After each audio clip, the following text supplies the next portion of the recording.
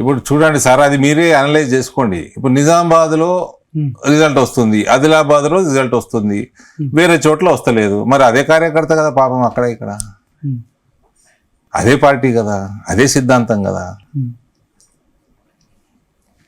So they have to some brain storming. ఇదేంది మళ్ళీ నేనేం అంటలేను సుమా, మీరు నా నోట్లో మాటలు వేయొద్దు. నేను ఏం అంటలేను.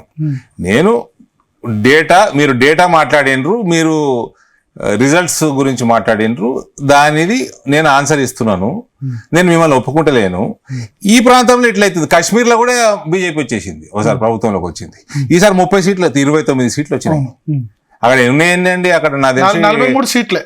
అంటే 86 సీట్లు ఉన్నా జమ్మూ రీజియన్ లో ఉన్నాయి 43, మిగతా అంతా 98% ముస్లిమ్స్ కాశ్మీర్ రీజియన్ లో. 29 సీట్లు 43 29 టోటల్ 70 అక్కడ టోటల్ 86 90 సీట్స్. 90 సీట్స్ లో 47 కాశ్మీర్ రీజియన్ లో ఉంటాయి.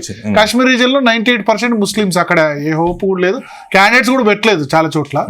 క్యాండిడేట్ పెట్టలేదు. ఇక్కడ జమ్మూలో డామినేట్ చేసినాము. జమ్మూ కాశ్మీర్ లో కూడా దాదాపు 30 సీట్లు వచ్చేసి, మీకు నార్త్ ఈస్ట్ స్టేట్స్ లో కూడా 3 సార్లు ప్రభుత్వాలు వచ్చేసి, నరేంద్ర మోడీ గారు వచ్చినాక, ఇదంతా నరేంద్ర మోడీ గారు వచ్చినాక, అంతే కదా. Before 2014 there was no entry in north east. Jammu Kashmir కూడా 14 తర్వాతనే ప్రభుత్వం వచ్చింది. నార్త్ ఈస్ట్ లో కూడా బీజేపీ 14 తర్వాతనే పుంజుకుంది. కానీ ఇక్కడ మీరు అనేది ఏంటంటే ఇక్కడ ఎందుకు వస్తలేదు అంటున్నారు.